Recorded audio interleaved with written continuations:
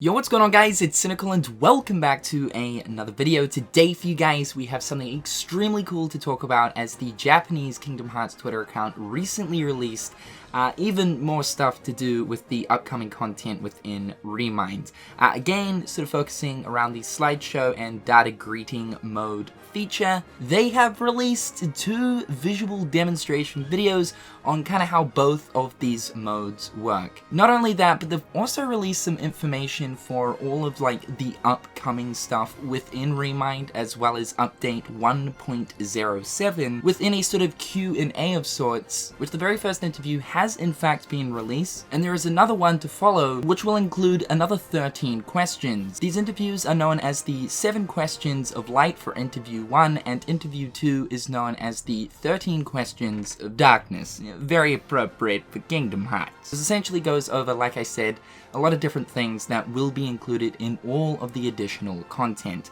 Now, in the sense of the interview stuff, it is all currently in Japanese, and I imagine at some point soon, the official Kingdom Hearts localized Twitter account, meaning the English one, will be releasing both of these videos as well as the interviews in complete English. However though, for this video, I thought we'd mainly focus on the two videos that the Japanese Twitter account has dropped, focusing around data greeting mode and the slideshow mode, and we will do a follow-up video once we of course have the English versions of the interview. So let's take a look at this. First up is data greeting mode, seeing it actually in action, and my god dude, this looks like so much fun to use. Now obviously we can see that the set that they're using right here is within Twilight Town, but the very first thing to take away from this is, and this gets me excited the most, is the fact that within the sets itself, you do actually get to move around and play as Sora. This of course does mean that to a certain degree, we're going to be able to actually kind of explore the different areas and sets that weren't available as actual explorable worlds throughout the main game. For instance, obviously Destiny Islands, as well as the Radiant Garden sort of courtyard area. Now, keeping in mind that I imagine that these areas will be quite restricted in the sense of having like invisible walls, but I just simply don't care, dude. Even if I can only explore like a few meters of that front beach area of Destiny Islands, I simply don't care. It is amazing. We're going back to Destiny Islands, boys. So yeah, you get to be able to explore around as Sora, and then you can essentially access the object menu whilst you're actually in the set itself. Once you've selected an object to place in the general area, it will then sort of put you into like a free cam mode, and you can position and place the object where you want to. We can see that in this video right here, the player is placing a Necho Cat Dream Eater. You'll also notice that the Necho Cat Dream Eater specifically has 3 different sort of animations that you can position it in. The other really interesting thing about this is once the object has been placed, it looks like you can actually interact with the objects. I don't know what they do, but you will notice that the triangle prompt comes up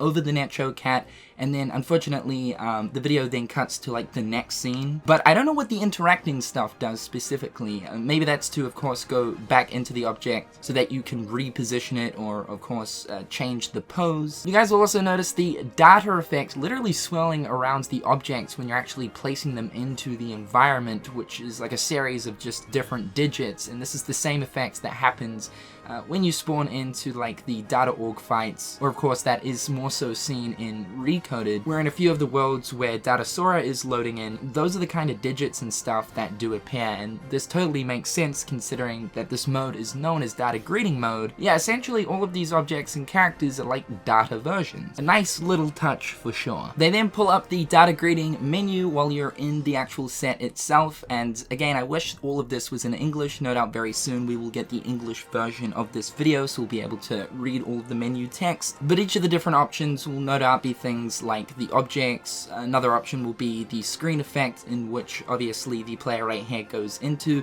We do know of course that we can select up to 3 effects at one time to position in the actual environment right here. The player selects these sort of sparkles at first, and then these little other sort of circle effects, which are all sort of floating around the general area, which looks really, really nice. They also select the filter as well, and there is about 7 to choose from right here. And you'll also notice a bunch of other really cool things that they've placed in the general area, like a treasure chest, a present. We've got Riku and Kairi standing there with Sora raising his Keyblade into the air with what looks to be the arrow spell effect kind of hovering above him with another sort of orb glowing effect going on. And of course there is a bunch of Dream Eaters surrounding everyone. Now of course, to take the photos whilst in the data grading mode, you simply just whip out your gummy phone as you would in the main game to snap a photo. The interesting thing about this though is it looks like there's actually some new additional camera options, as we can see down the bottom right of the screen. One of which is actually camera rotation, being able to rotate the camera either left or right, as we can actually see in this video demonstration. Now one last thing that I thought I would mention about this is what I do find interesting is when the player is actually going through these different menus of the data greeting mode, you guys will notice that some of these different objects and things do actually have exclamation marks over them, which throughout the series we usually know that means it's something that has been newly acquired and is new. Now everything from the get-go might just have exclamation marks over them, though I can't imagine that would be the case because that would just sort of not really make too much sense. So what I'm leaning towards here is you might actually have to do certain different things, maybe in the DLC, to actually unlock some of the different things you can use within the data greeting mode. So let's say you have to defeat data organization member number 1 in order to unlock 3 objects to use in data greeting mode. If you defeat data organization member number 2, you unlock this filter to use in data greeting mode, etc, etc. I kind of like that premise because it sort of makes you work towards something and gives you more of an incentive to kind of do the extra stuff. Even though people will be doing it regardless, it's just kind of a really cool incentive. And finally, the visual demonstration of the slideshow feature. You start off by selecting what background music you want playing throughout the slideshow, then start to choose what images that you've taken within data grading mode to be included, and then select from a series of frames. It seems like you can only have your slideshow running for about 30 seconds as the top sort of indicates, but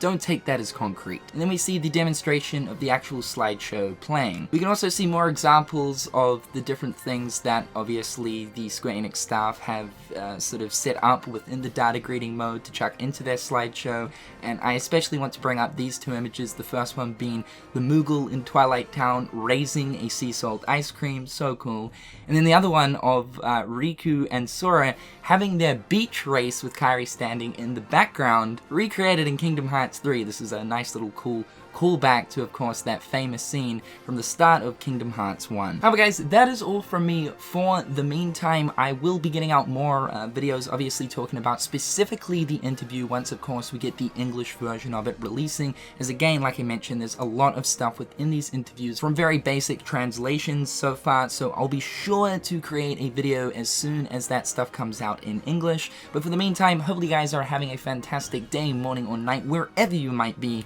I'm Cynical, and until next time guys, I'll catch you later. Peace. Hit them on the page, you'll be coming through stunning. Gold in my mouth when you suckers be bluffing. Milk crate, gaming up your bitch though.